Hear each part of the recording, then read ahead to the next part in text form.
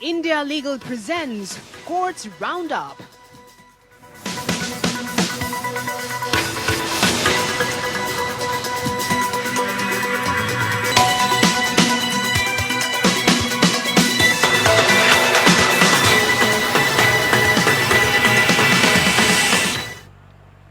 नमस्कार, आप देख रहे हैं हमारी खास पेशकश कोर्ट्स राउंडअप। मैं हूं आपके साथ नेहा दुबे। इस बुलेटिन में अगले आधे घंटे हम आपको कोर्ट से जुड़ी तमाम छोटी बड़ी खबरों से करवाएंगे रूबरू। कोर्ट की कार्रवाई और सुप्रीम कोर्ट से लेकर हाई कोर्ट्स और लो कोर्ट्स तक के फैसलों को रखेंगे आपके सामने। तो आइए शुरू करते हैं courts roundup. India Legal presents Courts Roundup.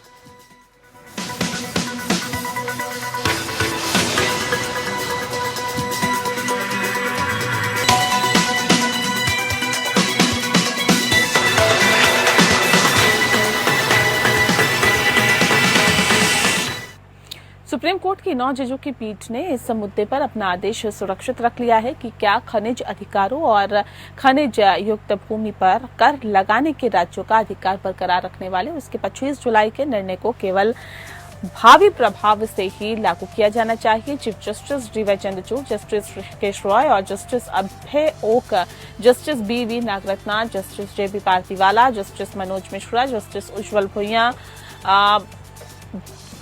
Justice SC. Sharma और जस्टिस ए.जी. मसीह की पीठ ने इस बात पर दलीलें सुनी कि क्या राज्यों को मिनरल एरिया डेवलपमेंट बनाम Messrs steel authority of India and ors में 25 जुलाई को दिए। सॉलिसिटर जनरल तुषार मेहता ने न्यायालय से ये स्पष्ट करने का अनुरोध किया कि निर्णय की घोषणा की तिथि से पहले की अवधि के लिए वसूली सक्षम नहीं होगी। आम आदमी को इसका खामियाजा भुगतना पड़ेगा क्योंकि लगभग सभी उद्योग खनिजों पर निर्भर है। महानदी कोलफील्ड की ओर से पेश सीनियर एडवोकेट हरीश साल्वे ने कहा है कि पिछली लेवी मांगे जो है वो कई कंपनियों की कुल संपत्ति से अधिक होंगी और यदि उन्हें अनुमति दी जाती है तो उनमें से कई दिवालिया भी हो जाएंगे। सीनियर एडवोकेट मुकुल रोहतगी ने बार काउंसिल रजिस्ट्रेशन फीस मामले के फैसले का हवाला दिया है जिसमें कहा गया कि ये पूर्व व्यापी रूप से लागू नहीं होगा। ओडिशा के एडवोकेट जनरल पीताम्बर आचार्य ने कहा है कि राज्य के कानून मुख्य रूप से खनन क्षेत्रों में रहने वाली आदिवासी आबादी के लिए कल्याणकारी उपाय थे। साथ ही उन्होंने कहा कि संघ द्वारा रॉयल्टी में की गई वृद्धि से राज्य को कोई भी लाभ हुआ है। पीठ ने एडवोकेट जनरल से इस बारे में स्पष्ट रुख अपनाने को कहा है। क्या निर्णय को पूर्वव्यापी रूप से लागू किया जाना चाहिए या नहीं। एडवोकेट जनरल ने स्पष्ट उत्तर देने से बचते हुए कहा कि वे अलग अलग दृष्टिकोण प्रस्तुत कर रहे हैं। जस्टिस ओक ने ओडिशा के एडवोकेट जनरल से कहा कि अपनी दुविधा को पीठ पर मत थोपिए। सीजेआई ने हल्के फुल्के अंदाज में ये भी कहा कि एडवोकेट जनरल प्रस्तुतियां जो है वो केंद्र में खड़े थे।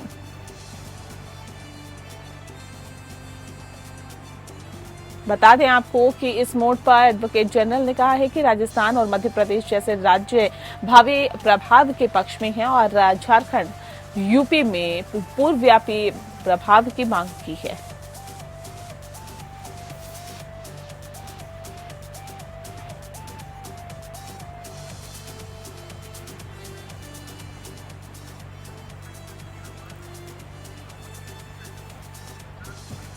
सुप्रीम कोर्ट ने ईडी द्वारा दर्ज मनी लॉन्ड्रिंग मामले में दिवंगत गैंगस्टर इकबाल मिर्ची के कथित सहयोगी हुमायूं मर्चेंट को जमानत दे दी है। जस्टिस संजीव खन्ना और जस्टिस संजय कुमार की खंडपीठ ने इस बात पर विचार किया कि मर्चेंट की उम्र 75 साल है और वह पहले ही 4 साल और 9 महीने से अधिक से वास्तविक कारावास का सामना कर रहे हैं। हालांकि साथ ही ये भी स्पष्ट किया गया था कि अपीलकर्ता अपना पासपोर्ट सरेंडर करेगा और ट्रायल कोर्ट की अनुमति के बिना भारत नहीं छोड़ेगा। उन्हें आगे मुकदमे में सहयोग करने और स्थगन की मांग नहीं करने का निर्देश भी दिया गया था। कोर्ट ने कहा कि अगर इन शर्तों का उल्लंघन किया जाता है तो ट्रायल कोर्ट जमानत रद्द कर सकता है। खंडपीठ मर्चेंट द्वारा बॉम्बे हाई कोर्ट के उस आदेश के खिलाफ दायर अपील पर सुनवाई कर रही थी जिसने इस फरवरी में उन्हें जमानत देने से इनकार कर दिया था। अदालत ने कहा कि व्यापारी की सक्रिय भागीदारी के पर्याप्त भौतिक संकेत थे। ये नोट किया गया कि एक प्रसिद्ध गैंगस्टर और दाऊद इब्राहिम और अन्य के सहयोगी इकबाल मिर्ची के खिलाफ दर्ज एफआईआर में उसे नशीले पदार्थों की तस्करी और जबरन वसूले रैकेट चलाने में शामिल पाया गया। जांच के दौरान ये पाया गया कि इकबाल मिर्ची ने भारी संपत्ति जमा की है और इस प्रकार उत्पन्न आय को महाराष्ट्र राज्य में विभिन्न स्थानों में कई संपत्तियों में निवेश के माध्यम से बेदाग के रूप में पेश करके सफेद किया गया था। ट्रायल कोर्ट, आपको बता दें कि कोर्ट ने ट्रायल कोर्ट द्वारा की गई टिप्पणियों को ध्यान में रखा और अभियोजन पक्ष की शिकायत से संकेत मिलता है कि अपीलकर्ता एक सक्रिय भागीदार और इकबाल मिर्ची का फ्रंटमैन था। इस संबंध में हाईकोर्ट ने यह भी कहा कि अपीलकर्ता की भूमिका लगातार सामने आई है और इस सभी तथ्यों को देखते हुए हाईकोर्ट ने उन्हें जमानत देने से इनकार कर दिया।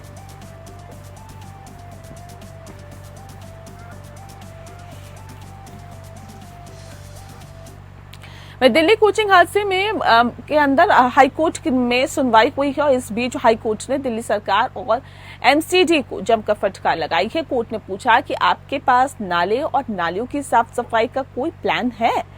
आखिर ऐसी घटना क्यों हुई है? दिल्ली सरकार के वकील ने घटना से पहले की परिस्थितियों के बारे में बताया, साथ ही साथ कहा कि निरीक्षण की फाइलें तुरंत अधिकारियों को भेज दी गई है।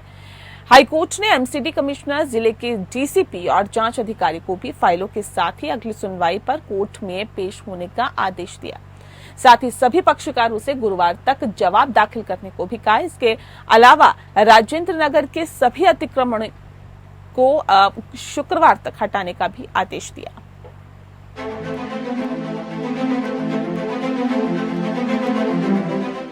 दिल्ली के ओल्ड राजेंद्र नगर कोचिंग में 3 छात्रों की मौत से जुड़े मामले की उच्च स्तरीय जांच की मांग पर सुनवाई हुई। दिल्ली हाईकोर्ट में याचिकाकर्ताओं के वकील ने कहा, राजेंद्र नगर में जो हुआ वह दुर्भाग्यपूर्ण से भी अधिक है। उन्होंने कहा कि 2019 में होटल में आग लगने से एक आईआरएस, एक विदेशी की मौत हो गई थी। वहीं कुछ महीने पहले मुखर्जी नगर की कोचिंग में आग की घटना और नर्सिंग होम में लगी आग की घटना भी हुई। हम ऐसी जगह रह रहे हैं जहां लोग आग और पानी से मर जा रहे हैं। याचिकाकर्ता के वकील ने कहा कि साल 2023 में अदालत ने एमसीडी और अन्य स्थानीय अधिकारियों को निर्देश भी जारी किया था, लेकिन 1 साल बीत गया लेकिन कोई कदम नहीं उठाया गया। उन्होंने कहा कि इस साल 26 जून को राउज आईएएस के अवैध संचालन के संबंध में प्रशासन को एक पत्र भेजा गया था, लेकिन उस पर भी कोई कदम नहीं उठाया गया। अगर समय पर कार्रवाई की गई होती तो उन 3 लोगों की जान बचाई जा सकती थी। रिहायशी इलाकों में बेसमेंट में कई लाइब्रेरी चल रही है, लेकिन पता नहीं क्यों एमसीडी शांत है। कई मौजूदा कमिश्नरों की वहां संपत्ति है, जो एक कड़वा सच है। याचिकाकर्ता ने कहा कि इस मामले में एक उच्च स्तरीय जांच की आवश्यकता है कि आखिर किस चीज ने अधिकारियों को कार्रवाई करने से रोका। वहीं 2023 में पटेल नगर में एक युवक की करंट लगने से मौत होने पर दाखिल याचिका पर अभी तक कोई जवाब नहीं दाखिल किया गया है। याचिकाकर्ता के वकील ने कहा कि दिल्ली के पटेल नगर, करोल बाग, राजेंद्र नगर में बहुत सी बहुमंजिला इमारतें हैं। एक इमारत में करीब 50-60 छात्र रह रहे हैं। यहाँ तक कि बेसमेंट में भी छात्रों के पीजी चल रहे हैं। सरकार ने प्रत्येक क्षेत्र में अवैध निर्माण को रोकने के लिए एमसीडी की ओर से व्यक्ति नियुक्त किए हैं, लेकिन वे काम नहीं कर रहे हैं। एमसीडी, फायर डिपार्टमेंट जानबूझकर कार्रवाई नहीं कर रहा है। जिला स्तर के अधिकारी को जिम्मेदार बनाया जाना चाहिए। वहीं सरकारी वकील ने कहा कि इमारतों की प्रकृति के कारण कोचिंग सेंटर के लिए अनुमतियां दी गई थी। भंडारण के लिए बेसमेंट का उपयोग किया जा सकता है और निरीक्षण के बाद अग्निशमन सेवा की मंजूरी लेनी होगी। उन्होंने कहा कि अधिकारी निरीक्षण कर रहे हैं। करीब 75 संस्थानों को नोटिस जारी किए गए हैं। 35 बंद कर दिए गए हैं और 25 को सील कर दिया गया है। हाईकोर्ट ने पूछा कि जब आप उप नियमों को सरल बना रहे थे तो आपने पुराने बुनियादी ढांचे को पहले ही अपग्रेड क्यों नहीं किया? इस शहर की बुनियादी संरचना और वर्तमान जरूरतों के बीच बहुत बड़ा अंतर है। आप बहुमंजिला इमारतों की अनुमति दे रहे हैं, लेकिन नाली की कोई उचित निकासी नहीं है। आपने सीवेज को स्टॉर्म वाटर ड्रेन के साथ मिला दिया, जिससे पानी का बहाव उल्टा हो जाता है। हाईकोर्ट ने कहा, आपकी सिविक अधिकारी दिवालिया हैं। अगर आपके पास वेतन देने के लिए पैसे नहीं हैं, तो आप इंफ्रा कैसे अपग्रेड करेंगे? हाईकोर्ट ने कहा, आपको पहले अपने बुनियादी ढांचे को बढ़ाना होगा और फिर बिल्डिंग के बायलॉज को नरम बनाना होगा, और आप उल्टा ही कर रहे हैं। सब कुछ मिला जुला है, यह बिल्कुल अस्त व्यस्त और अराजक स्थिति है। दिल्ली हाईकोर्ट ने फटकार लगाते हुए दिल्ली पुलिस और एमसीडी ने अभी तक क्या किया, यह भी पूछा। हाईकोर्ट ने कहा, घटना के लिए जिम्मेदार बताते हुए आपने सड़क पर गाड़ी चलाने वाले एक व्यक्ति को गिरफ्तार कर लिया। एमसीडी के कितने अधिकारी गिरफ्तार हुए? इस मामले में तुरंत जिम्मेदारी तय की जाए। फिलहाल दिल्ली हाईकोर्ट ने अपने आदेश में कहा कि एमसीडी से कल तक हलफनामा दाखिल करें, इस मामले में अब तक उठाए गए कदम के बारे में बताएं। हाईकोर्ट ने एमसीडी कमिश्नर, जिले के डीसीपी और जांच अधिकारी को सभी फाइलों के साथ अगली सुनवाई पर कोर्ट में पेश होने का आदेश दिया। साथ ही सभी पक्षकारों से कल तक जवाब दाखिल करने को भी कहा है। इसके अलावा राजेंद्र नगर के सभी अतिक्रमणों को शुक्रवार तक हटाने का भी आदेश दिया। दिल्ली हाईकोर्ट ने मामले की सुनवाई 2 अगस्त को तय कर दी है। Bureau report.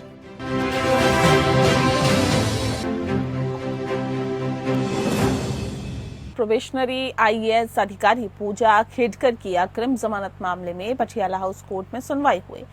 दिल्ली पुलिस ने पूजा मनोरमा दिलीप खेडकर के खिलाफ यूपीएससी द्वारा दी गई एक शिकायत के आधार पर मुकदमा दर्ज किया है। इसी मामले में अग्रिम जमानत की मांग करते हुए पटियाला हाउस कोर्ट में याचिका दाखिल की है। मामले में पूजा की वकील बीना माधवन ने कहा कि इस मामले में शिकायत यूपीएससी की तरफ से की गई है, जिसमें जालसाजी, धोखाधड़ी का आरोप लगाया गया है। पूजा को गिरफ्तार होने का खतरा है और माधवन ने कहा है कि दिल्ली पुलिस ने अपने जवाब में कहा है कि वो कस्टडी में पूछताछ करना चाहती है। मुझे अपने बचाव का मौका मिलना चाहिए क्योंकि अलग अलग अथॉरिटी की तरफ से मुझे पूछताछ के लिए बुलाया गया है। माधवन पूजा के खिलाफ एकमात्र आरोप ये है कि उसने अटेम्प्ट के बारे में जानकारी छिपाई है। उसने 5 अटेम्प्ट की बात कही है, जबकि उसे 12 अटेम्प्ट बताने चाहिए थे। वो इसलिए कि वह एक अलग कोटे के तहत आती है। इसके पीछे उसकी भावना सही या नहीं, इसकी जांच की जानी चाहिए। माधवन ने पूजा खेडकर का नाम बदले जाने पर बचाव करते हुए कहा कि मेरे ऊपर लगाया गया था आरोप गलत है और क्योंकि इस देश में कोई भी अपना नाम बदल सकता है और ये सब कानूनी तरीके से किया गया। मेरे खिलाफ मुकदमा चलाना एक तरह से साजिश है। कोर्ट ने यूपीएससी से पूछा कि यूपीएससी की परीक्षा आयोजित करता है और नियुक्ति की सिफारिशें भेजता है तो क्या उम्मीदवारों का सत्यापन नहीं किया जाता है? यूपीएससी के वकील ने कहा कि हम कोई जांच एजेंसी नहीं है। यूपीएससी की तरफ से कहा गया कि प्रथम दृष्टया दस्तावेजों का सत्यापन और जांच ही उनका काम है। पूजा खेडकर ने न केवल यूपीएससी बल्कि कोर्ट के समक्ष भी कानून की प्रक्रिया का दुरुपयोग किया और उन्होंने गैर कानूनी तरीके से नौकरी हासिल की, जो कि यूपीएससी ही नहीं बल्कि पूरे समाज के खिलाफ अपराध है। वह कोर्ट के समक्ष झूठी गवाही देने के अपराध की भी दोषी है, क्योंकि अपने आवेदन पत्र में गलत जानकारी दे रही है।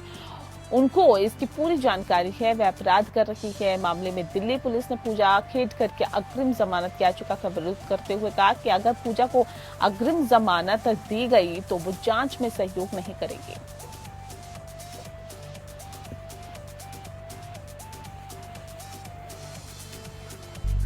राजस्थान हाईकोर्ट ने स्पष्ट किया है कि नाबालिग बलात्कार पीड़िता द्वारा मेडिकल जांच से इंकार करना ही उसके द्वारा लगाए गए आरोपों पर अविश्वास करने का आधार नहीं हो सकता। जस्टिस राजेंद्र प्रकाश सोनी की पीठ ने झूठे आरोप के कथित आधार पर पॉक्सो आरोपी को अग्रिम जमानत देने से इंकार कर दिया। पीठ ने कहा कि रिकॉर्ड के अवलोकन और प्रस्तुतियों पर विचार करने पर यह स्पष्ट होगा कि सीआरपीसी की धारा 164 के तहत दर्ज बयान में पीड़िता ने याचिकाकर्ता के खिलाफ बलात्कार का विशेष रूप से आरोप लगाया। इस मामले को देखते हुए यदि पीड़िता ने मेडिकल जांच से इंकार किया होता तो उसके उपरोक्त बयान को केवल इसी आधार पर खारिज नहीं किया जा सकता और ये नहीं कहा जा सकता कि याचिकाकर्ता को झूठा फंसाया गया।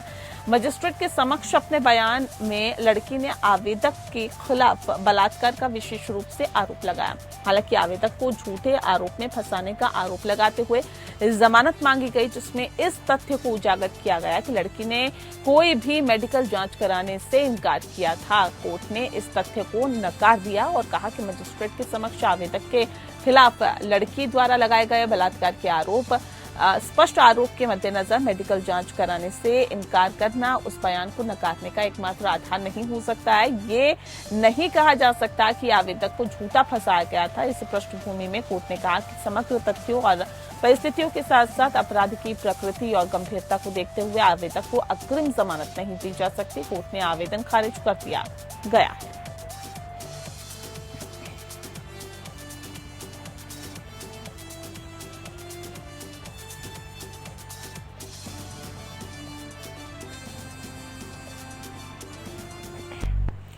पंजाब हरियाणा हाईकोर्ट ने हाल ही में निर्वाचित सांसद अमृतपाल सिंह की याचिका पर केंद्र और पंजाब सरकार से जवाब मांगा है, जिन्हें सख्त राष्ट्रीय सुरक्षा अधिनियम या एनएसए के तहत हिरासत में लिया गया। अमृतपाल अप्रैल 2023 में अपनी गिरफ्तारी के बाद से ही डिब्रूगढ़ जेल में बंद है। उन्होंने पंजाब के श्री खडूर साहिब संसदीय क्षेत्र से एक स्वतंत्र उम्मीदवार के रूप में 2024 का लोकसभा चुनाव जीता। वे कथित खालिस्तानी समर्थक संगठन वारिस पंजाब डे का प्रमुख हैं और अजनाला पुलिस थाने पर हमले का भी आरोपी है। केंद्र पंजाब सरकार और जिला मजिस्ट्रेट अमृतसर सहित सभी प्रतिवादियों को नोटिस जारी करते हुए चीफ जस्टिस शील नाखू और जस्टिस अनिल क्षेत्रपाल की खंडपीठ ने राज्य के वकील से उन कथित सामग्रियों को रिकॉर्ड में रखने को कहा है, जिनके आधार पर हिरासत का आदेश पारित किया गया था। अमृतपाल के खिलाफ पहला निरोध आदेश मार्च 2023 में पारित किया गया था, जब उसने कथित तौर पर भड़काऊ भाषण दिया, और उसके बाद अप्रैल 2024 में दूसरा निरोध आदेश दिया था। अमृतपाल ने अपनी याचिका में दलील दी थी कि उनके खिलाफ न केवल 1 साल से अधिक समय तक एहतियातन हिरासत कानून लागू करके, बल्कि उनके गृह राज्य पंजाब से 2600 किलोमीटर दूर हिरासत में रखकर असामान्य और क्रूर तरीके से उनका जीवन और स्वतंत्रता पूरी तरह से छीन ली गई है। उन्होंने कहा कि चूंकि उन्होंने संविधान के तहत शपथ ली है, इसीलिए उन्होंने अपने निर्वाचन क्षेत्र और पंजाब राज्य के सर्वोत्तम हित का प्रतिनिधित्व करने का अधिकार हासिल किया है। याचिका में कहा गया कि अमृतपाल के खिलाफ हिरासत का आधार मुख्य रूप से दुनिया भर में विभिन्न व्यक्तियों द्वारा अपलोड किए गए सोशल मीडिया पोस्ट पर आधारित है, जिसका पंजाब राज्य में शायद ही कोई व्यवहारिक प्रभाव है और संभवतः भारत राज्य की सुरक्षा इतनी नाजुक नहीं हो सकती कि सोशल मीडिया पोस्ट से प्रभावित हो।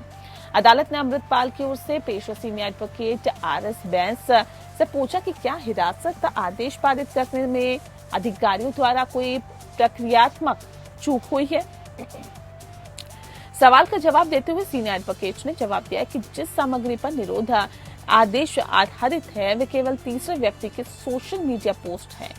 केंद्र सरकार की ओर से पेश ASG सत्यपाल जैन ने प्रस्तुत किया कि अमृतपाल ने अपने पहले के हिरासत आदेशों को कभी चुनौती नहीं दी, जबकि NSA के तहत हिरासत में लिए गए उनके अन्य कथित सहयोगियों ने पहले ही इसे चुनौती दी है और याचिका 28 अगस्त के लिए लंबित है। इसीलिए वर्तमान याचिका पर उनके साथ सुनवाई की जा सकती है। सबमिशन पर विचार करते हुए मामले को 28 अगस्त को पोस्ट किया जाता है।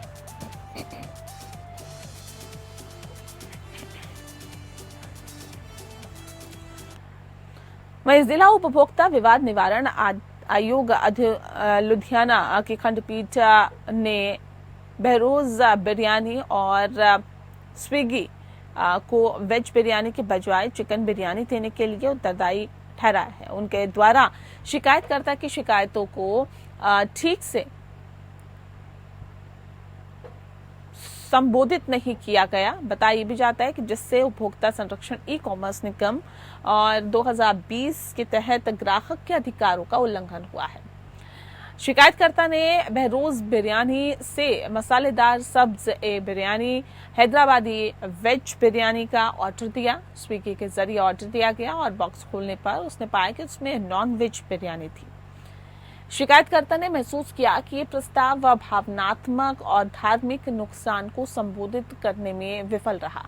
उसने दावा किया कि लापरवाही के कारण उसे मानसिक उत्पीड़न और भावनात्मक तनाव का सामना करना पड़ा। नतीजतन उसने अपने वकील के माध्यम से 29 जनवरी 2022 को एक लीगल नोटिस भेजा, लेकिन कोई प्रभावी प्रतिक्रिया नहीं मिली और ऐसे में फिर शिकायतकर्ता ने जिला उपभोक्ता विवाद निवारण आयोग लुधियाना पंजाब में उपभोक्ता शिकायत दर्ज कराई। शिकायत के जवाब में बहरोज बिरयानी ने तर्क दिया कि शिकायतकर्ता गलत आइटम के लिए पूर्ण धन वापसी प्राप्त करने के बाद भी परेशान करने और पैसे निकालने की कोशिश कर रहा था। बहरोज बिरयानी ने आगे कहा कि इसे शारीरिक रूप से भोजन के आदेश का निरीक्षण करने का मौका नहीं दिया गया था, इसीलिए शिकायत की प्रामाणिकता पर संदेह जताया जा रहा है। नोटिस के बावजूद स्विगी कार्रवाई के लिए जिला आयोग के समक्ष पेश नहीं हुआ और ऐसे में जिला आयोग ने पाया कि शिकायतकर्ता को काफी मानसिक तनाव, पीड़ा और उत्पीड़न का सामना करना पड़ा। उसकी धार्मिक भावनाओं को गंभीर रूप से आहत हुई है और इन तथ्यों को ध्यान में रखते हुए जिला आयोग ने स्विगी और बहरोज बिरयानी के लिए आदेश प्राप्त करने की तारीख से 30 दिनों के भीतर शिकायतकर्ता को संयुक्त रूप से अलग अलग 50,000 रुपए की संयुक्त लागत का भुगतान करना उचित पाया।